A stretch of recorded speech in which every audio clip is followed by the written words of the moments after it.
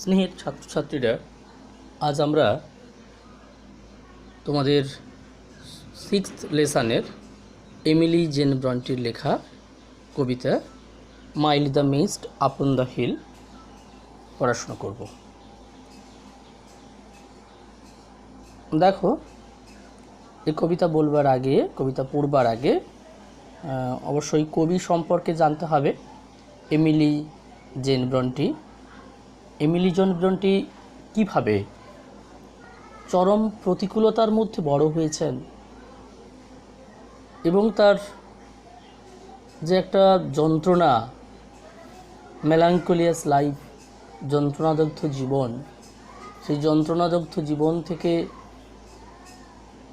স্বস্তি পাওয়ার জন্য, রিলিফ পাওয়ার জন্য তিনি প্রকৃতির সঙ্গে কীভাবে একাত্ম হয়েছেন সেই কবিতা বা সেই রকমই একটি কবিতা পড়ব আমরা, mild the mist upon the hill. তো এমিলি ব্রন্টির জন্মগ্রহণ করেছেন ইয়র্কশায়ার। অনেকেই জানো, বিশেষ করে ছাত্রছাত্রীরা যারা তো খেলাধুলো করো, ক্রিকেট খেলাটা দেখতে ভালোবাসো, তোমরা জানো ইয়র্কশায়ার স্টেডিয়াম রয়েছে ক্রিকেট খেলার। তো সেই ইয়র্কশায়ারের পাশে একটা জায়গা থর্টন, সেই থর্টনের জন্মগ্রহণ করেছেন Emily Jane Bronte. Emily Jane ব্রন্টির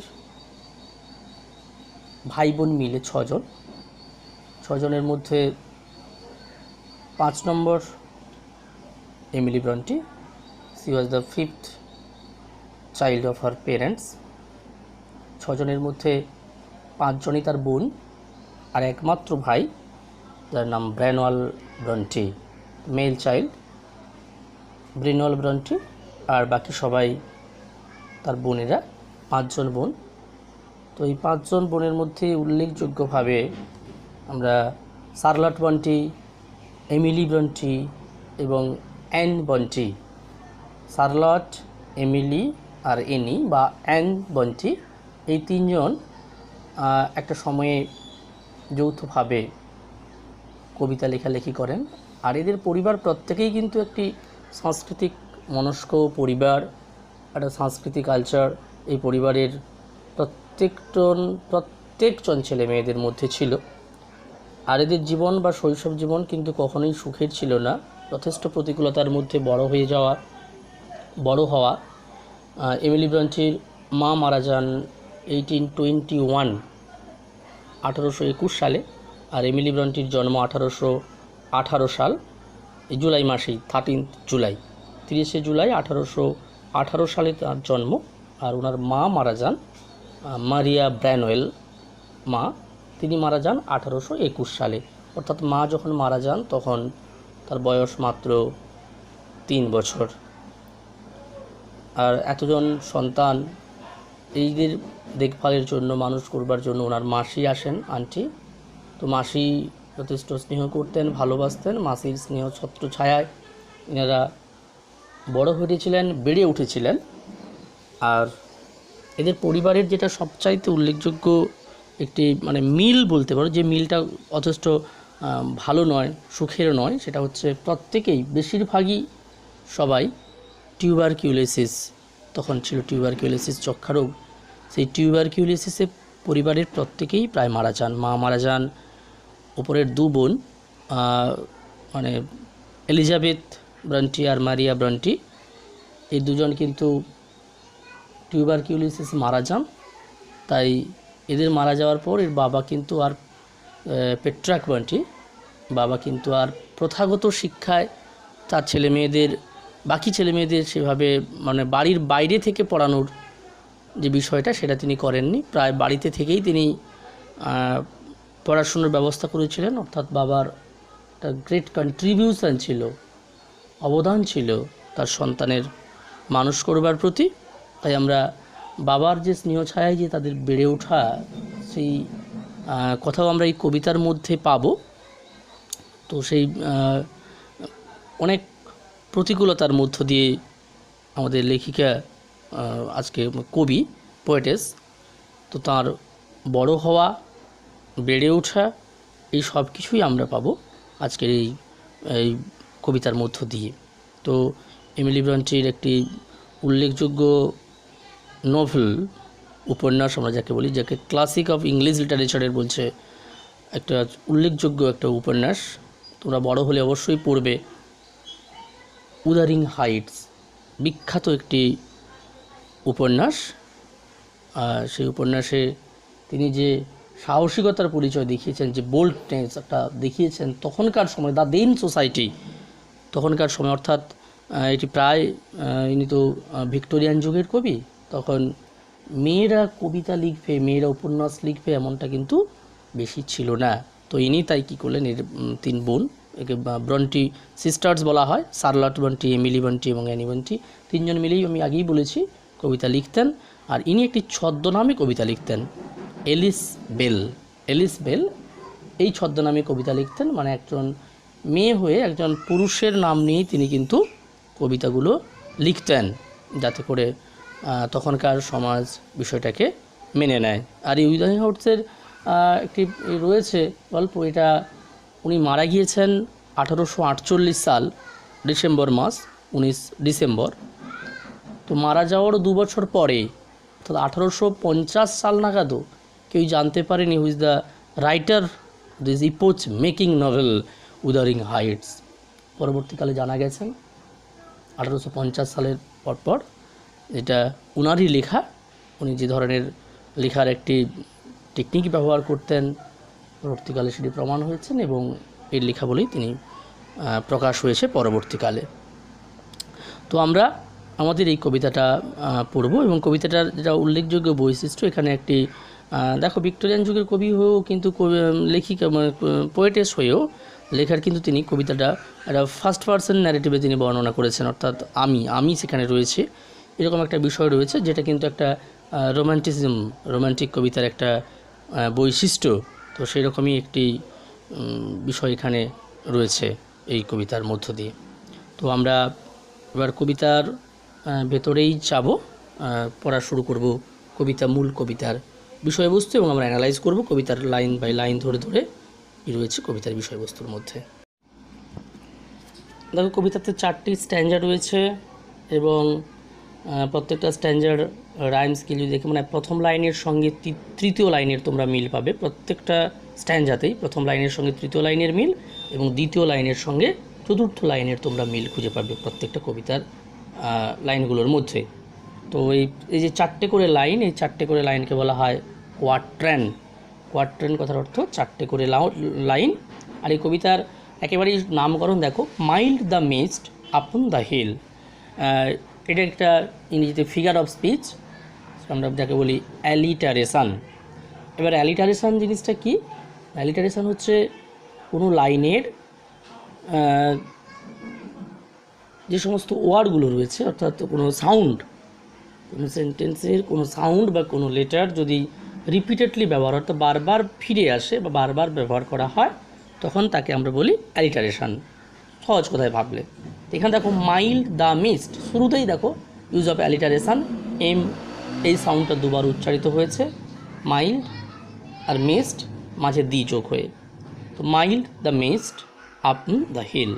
mild মানে মৃদু, হালকা, মিস্ট মানে কুয়াশা, তাহলে হালকা কুয়াশা, আপন মানে ওপর, হিল মানে পাহাড়, তো পাহাড়ের উপর হালকা কুয়াশা।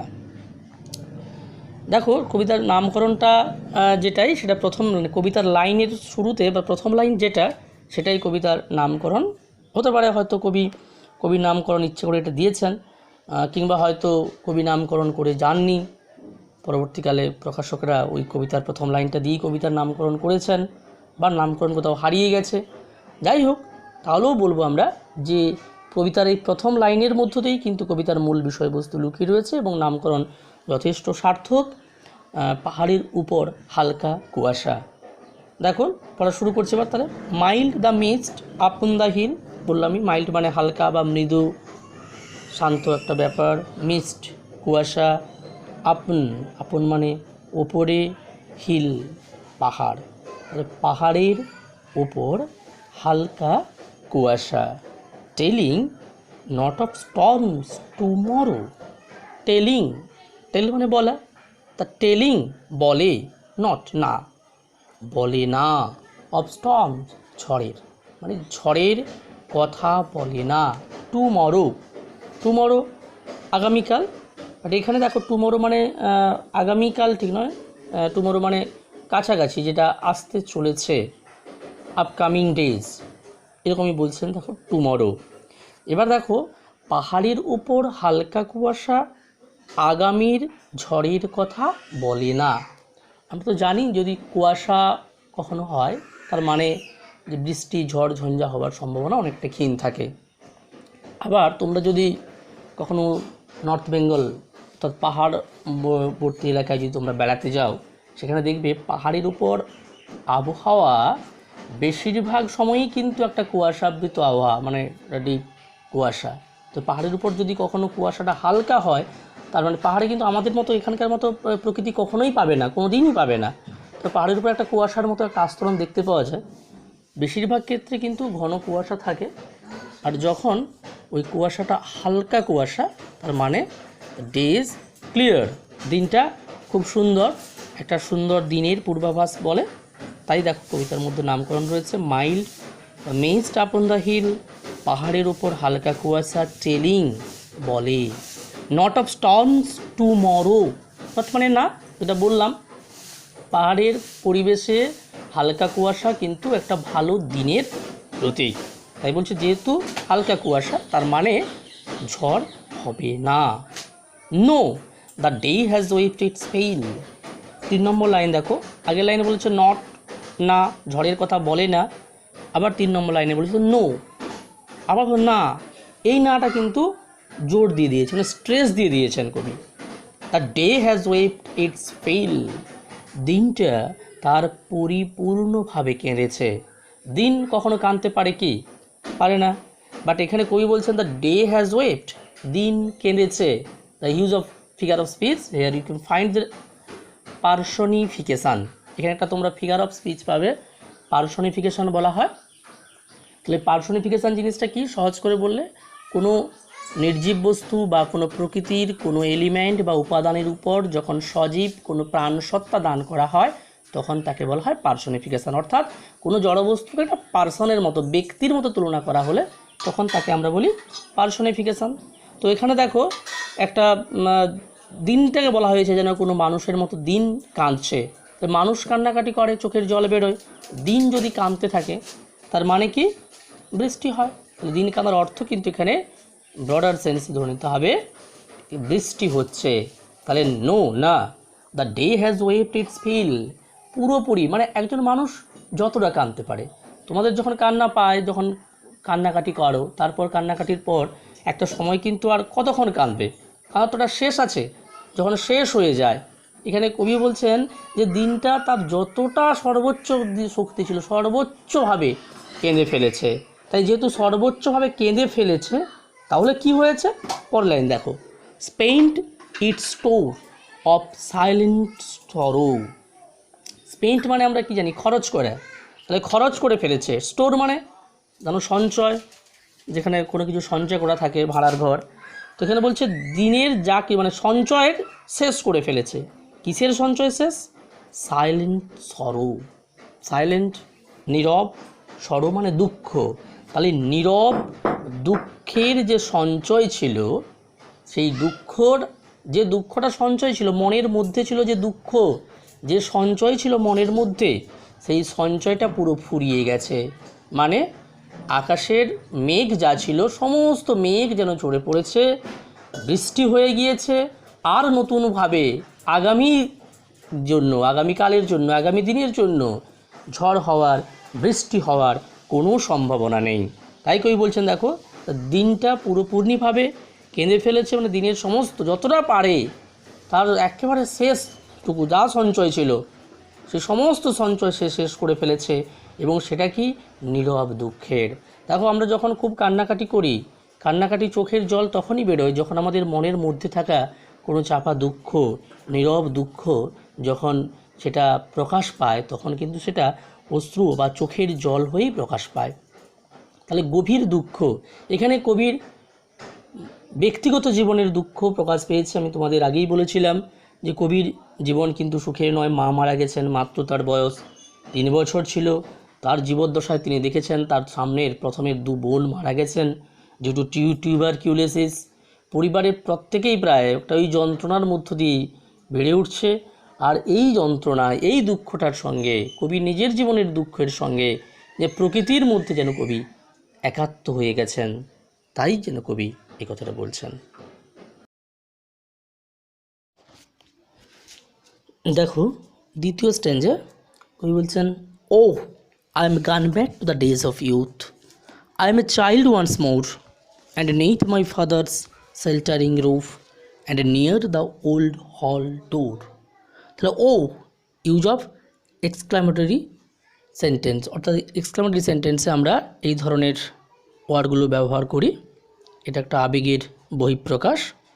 তাহলে ও I am gone back to the days of youth, I am gone back, আমি আবার ছেলেবেলার দিনে ফিরে গেছি। তাহলে আই অ্যাম গন ব্যাক, আমি ফিরে গেছি two the days of youth, আমার ছেলেবেলার দিনে। দেখো গন ব্যাক মানে আমরা জানি রিটার্ন, ফিরে আসা। আর ইউথ হচ্ছে চাইল্ডহুড এবং অ্যাডাল্টহুডের মধ্যবর্তী একটা সময়টাকে আমরা বলি ইউথ, মানে একটা কৈশোর সময়, বা আমরা শিশু সময় বলতে পারি, শৈশব সময়ও বলতে পারি।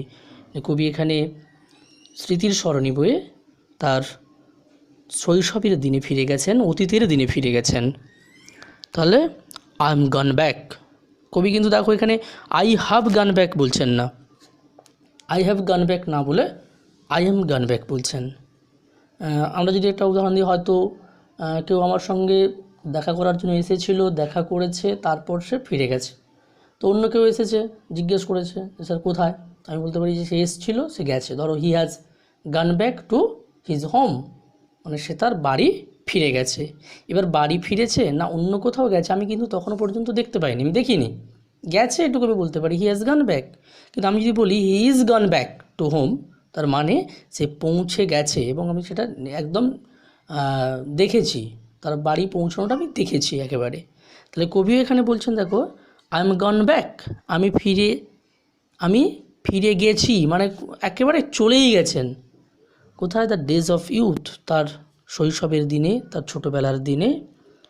তখন কি হয়েছে, I am a child once more, আমি আবারও একবার শিশু হয়েছি, আমি আবারও একবার ছেলে হয়েছি বা ছোট হয়ে গেছি, আবার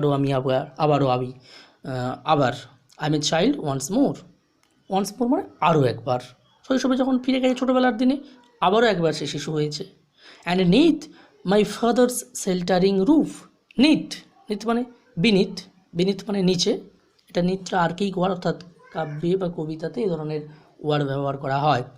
তাহলে নিথ মানে নিচে, মাই ফাদার্স শেল্টারিং রুফ, আমার বাবার আশ্রয়দানকারী ছাদের নিচে। তাহলে রুফ দ্যাট গিভস শেল্টার, তাকে আমরা বলি শেল্টারিং রুফ। অনেক সময় তো আমরা বলি যদি নিকটজন কেউ মারা যান, তখন অনেকে বলেন যে তার মাথার উপর ছাদ চলে গেল।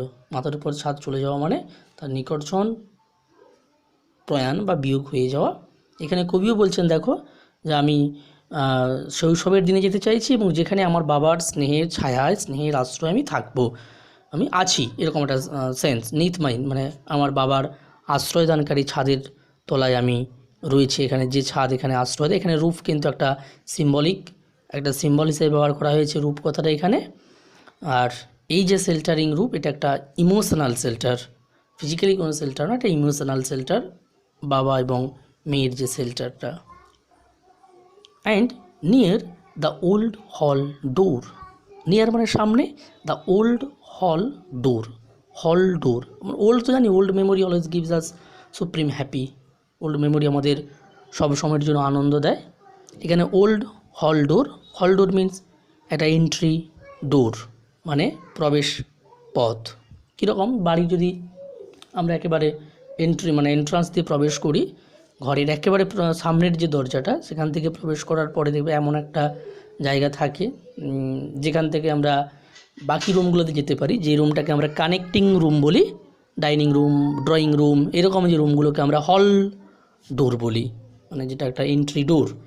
তো এখানে সেরকমই একটা হলডোরের কথা বলা আছে, সেই হলডোরে দাঁড়িয়ে রয়েছে। এখানে দেখো একটা বিষয় রয়েছে যে কবির কাছে মনে হয়েছে যে বাবার বাড়ির যে সদর দরজা, সেই সদর দরজার স্মৃতি অন্য স্মৃতিতে পৌঁছানোর একটা পয়েন্ট, মানে একটা যদি আমরা হলডোর জানি একটা কানেক্টিং পয়েন্ট একটা অন্য রুমগুলোতে যাওয়ার জন্য, তাহলে এখানে এই যে একটা স্মৃতিকে সে মনে করছে ওই পাহাড় দেখে দেখে, এবং সে এমন একটা জায়গাতে দাঁড়িয়ে রয়েছে যে জায়গাটাতে যেন তার বাবার আশ্রয়ের ছাদ এবং তার সঙ্গে সঙ্গে একটা পুরনো হলডোর, মানে একটা দরজা, যে দরজাটা সদর দরজা, যে সদর দরজার স্মৃতি তার বা অন্য স্মৃতিকে মনে করিয়ে দিচ্ছে, এরকম একটা কথা এখানে বলা রয়েছে। তাহলে দ্বিতীয় স্ট্যাঞ্জা আমরা দেখলাম যে কবি তার এই পাহাড়ের সৌন্দর্য দেখে দ্বিতীয় স্ট্যাঞ্জাতে কবি কিন্তু তার শৈশবের দিনে ফিরে যেতে চাইছেন। শৈশবের যে একটা স্মৃতি, শৈশবের যে তার বাবার প্রতি তার যে একটা স্নেহের একটা যে ব্যাপার, আমি বলেছি যে কবির মা মারা গেছেন 3 বছর বয়সে, বাবা তাকে মানুষ করছেন, বাবার যে কেয়ার, বাবার যে একটা ইমোশনাল বন্ড তার প্রতি তৈরি হয়েছে, তারই একটা প্রকাশ রয়েছে এই কবিতার মধ্যে। দেখো 3 নম্বর স্ট্যাঞ্জা, কবি আবার বর্তমানে ফিরে আসছেন। কবি কি বলছেন? তাহলে কবি প্রথমে বর্তমানে ছিলেন, একটা নৈসর্গিক প্রাকৃতিক সৌন্দর্য দেখতে গিয়ে কবি অতীতের ফিরে গেছেন, আবার কবি সেখান থেকে প্রেজেন্টে যেন ফিরে আসছেন পাস্ট মেমোরিগুলোকে রিক্যাপ করতে করতে। কি বলছেন? I watch this cloudy evening fall. I watch, আমি দেখি, this cloudy evening fall. Cloudy evening, দেখো মেঘাচ্ছন্ন সন্ধ্যা, এখানে ক্লাউড তার সঙ্গে ক্লাউডি যোগ করা হয়েছে, দেখো একটা প্রিফিক্স যোগ করেছে, মেঘাচ্ছন্ন সন্ধ্যা, সন্ধ্যাটাকে অ্যাডজেক্টিভ হিসেবে এখানে ক্লাউডি ব্যবহার করা হয়েছে। তাহলে আমি দেখছি, আই ওয়াচ, আমি দেখি, দিস ক্লাউডি ইভিনিং ফল, তাহলে সন্ধ্যের সময় দাঁড়িয়েছিলেন, আস্তে আস্তে মেঘাচ্ছন্ন সন্ধ্যার পতন, মানে মেঘাচ্ছন্ন সন্ধ্যে ফিরে আসছে, আমি দেখছি।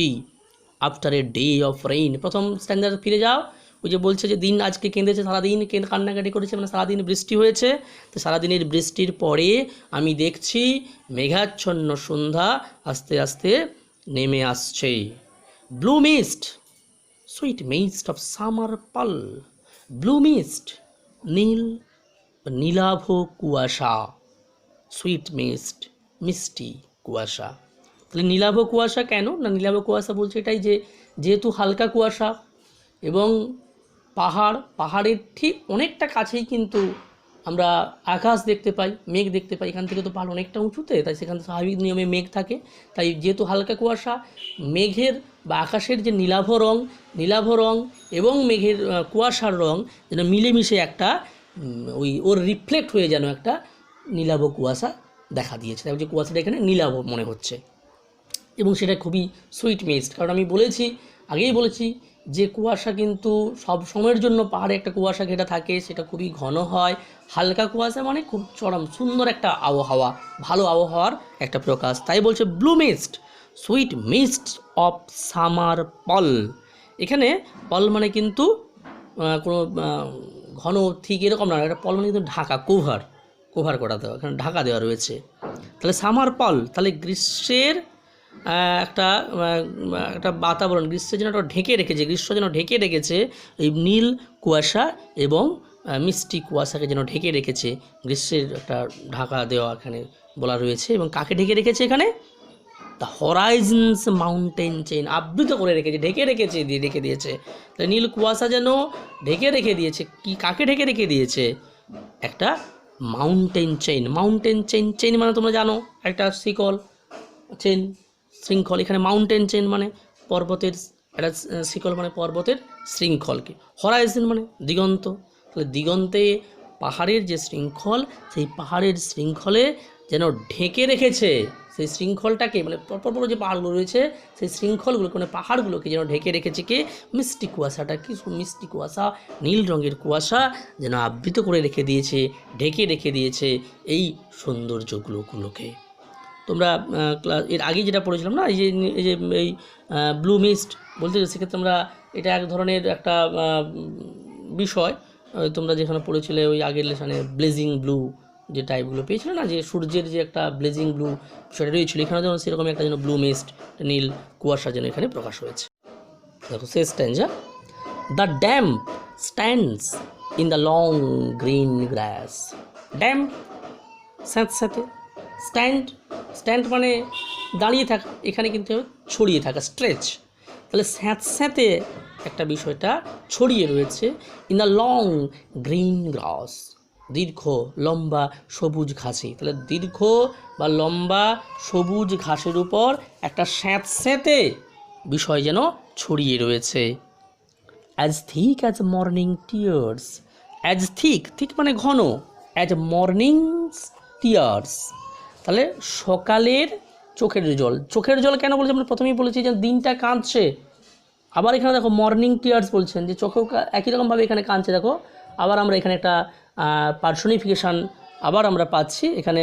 Morning tears means dew drops, শিশিরের একটা বিন্দু, শিশির বিন্দু। তোমরা পড়েছো না, ওই যে সকালবেলায় ঘাসের ডাগায় শিশির রেখা ধরে, তো শিশিরের একটা বিন্দু ওই দেখেছো সকালবেলায়। তাই কবি এখানে বলছেন যে স্যাঁতস্যাঁতে একটা পরিস্থিতি তৈরি হয়েছে, এবং সেই স্যাঁতস্যাঁতে ভেজা ভেজা আর্দ্র একটা ভাব রয়েছে।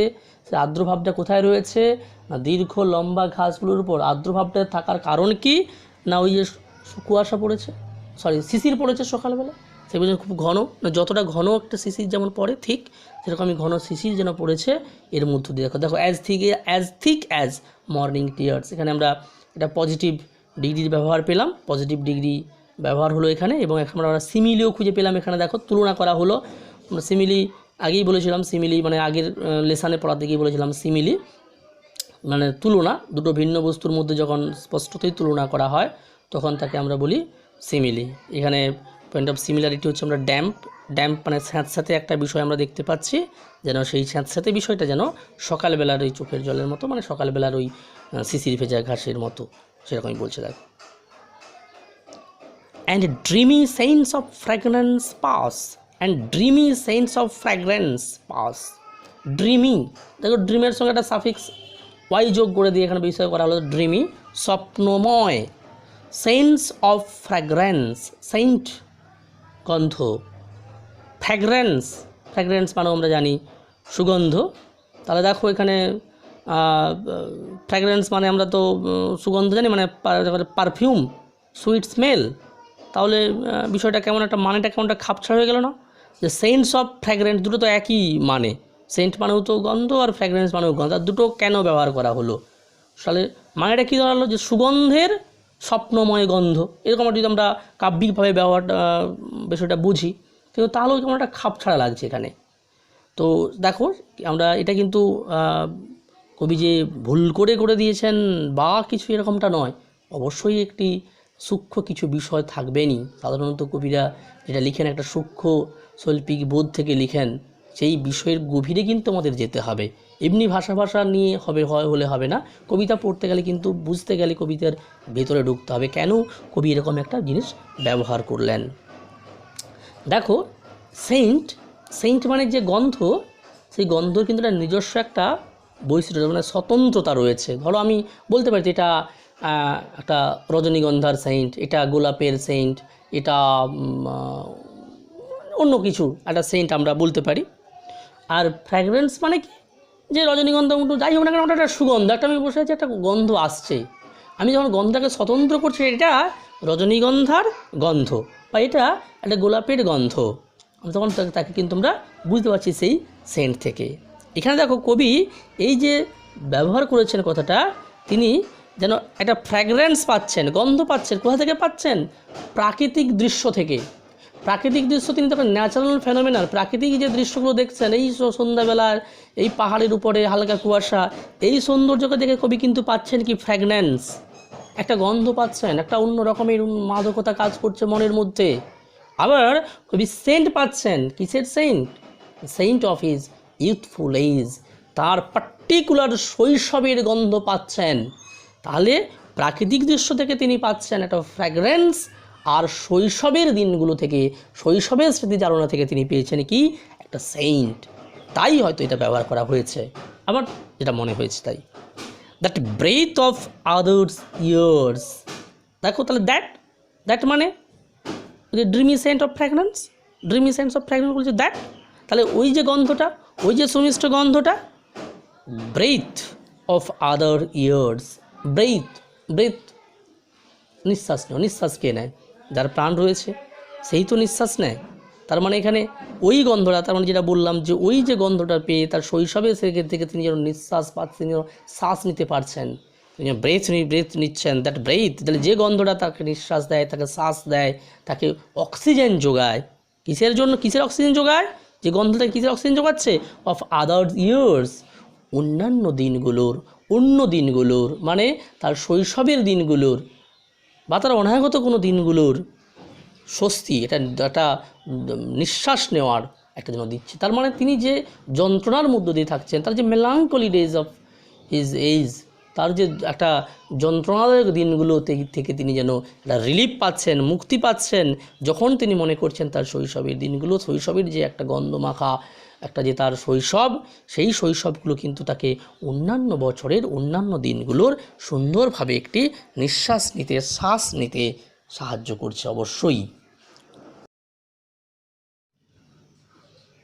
মোটামুটি আজকে আমরা এ পর্যন্তই।